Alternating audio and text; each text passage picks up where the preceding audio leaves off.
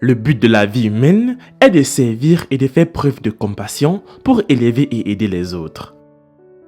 Il s'appelle Daniel, mais il l'appelle Dan, un garçon de 14 ans qui était abandonné par ses parents chez sa grand-mère.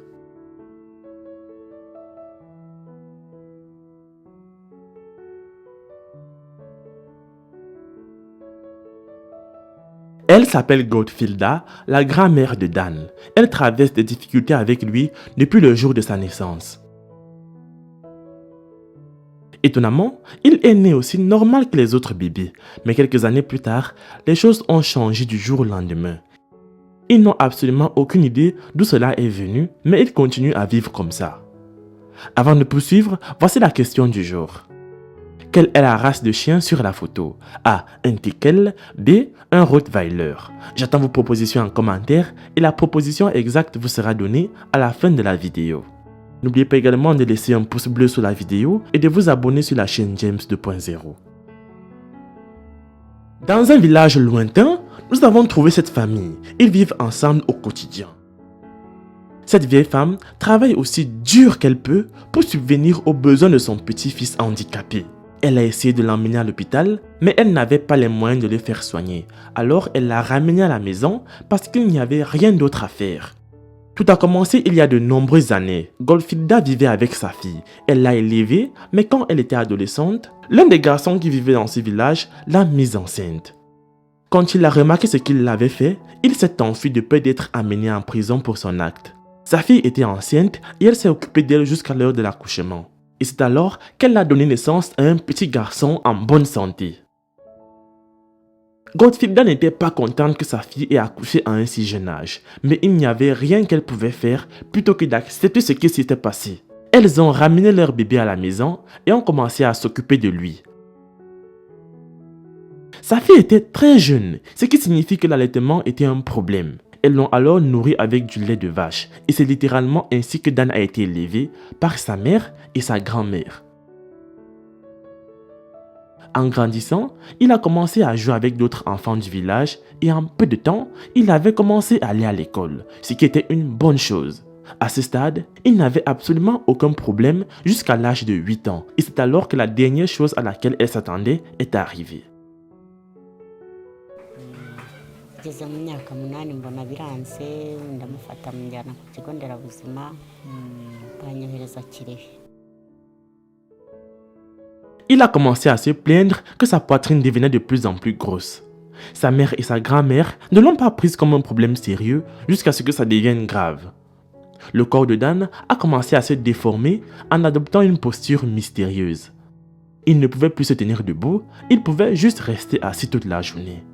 Ce qui signifie qu'il a également abandonné l'école parce qu'à ce stade, il n'y avait plus moyen de marcher jusque là-bas. Mais elle s'attendait à ce que tout cela se termine bientôt, afin qu'il puisse ensuite retourner à l'école. La situation s'est plutôt aggravée. Sa mère s'est enfuie et s'est rendue en ville. Goldfilda dit qu'il était évident qu'elle allait abandonner son bébé parce qu'elle était encore trop jeune pour s'occuper d'un enfant et un handicapé était encore bien pire. Goldfilda a alors amené son petit-fils à l'hôpital pour un traitement.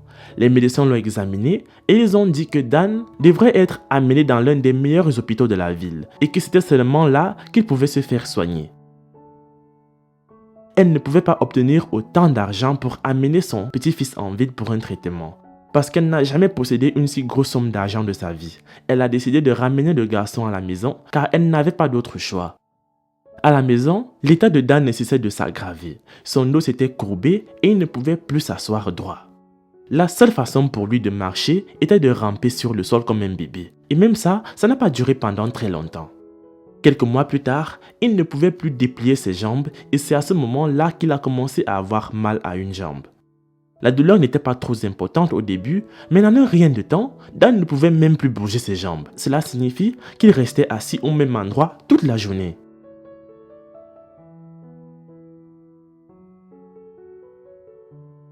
Dan ne peut pas se rendre aux toilettes, alors il fait tout sur lui-même. Et quand sa grand-mère est à côté, elle doit venir le laver, le nettoyer et l'habiller, ce qui est trop et pas facile du tout. Et ça, c'est l'un des problèmes auxquels ils sont confrontés au quotidien. Godfrida fait tout son possible pour obtenir de l'argent afin d'acheter de la nourriture pour soutenir son petit-fils mourant. Elle vieillit de plus en plus et elle a peur qu'un jour elle ne puisse plus faire de telles choses parce qu'elle perd de l'énergie chaque jour. Elle dit que les gens n'arrêtent pas de lui dire que sa fille s'est mariée avec un homme qu'elle ne connaît même pas. Maintenant, ils ont leur propre famille et elle pense que c'est la raison pour laquelle sa fille n'est jamais rentrée à la maison. Voici Dan. Il dit qu'il a 14 ans. Il a mal au cœur en voyant d'autres enfants aller à l'école alors qu'il ne peut même pas se déplacer. Ils disent tous les deux qu'il était un élève brillant et intelligent en classe parce qu'il rapportait toujours de bonnes notes à la maison.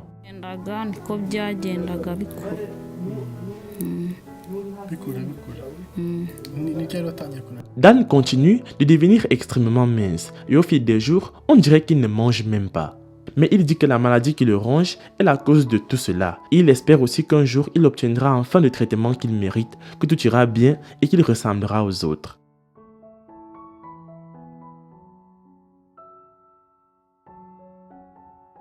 Elle demande de l'aide pour qu'elle puisse amener son petit-fils à l'hôpital et lui acheter un fauteuil roulant qui, selon elle, rendra ses déplacements beaucoup plus faciles. Un grand homme a dit un jour qu'il n'y a pas de meilleur exercice de cœur que de se baisser et aider les gens qui ne pourront jamais vous rembourser.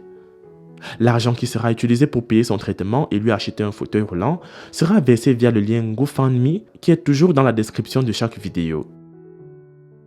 Les amis, c'est la fin de la vidéo.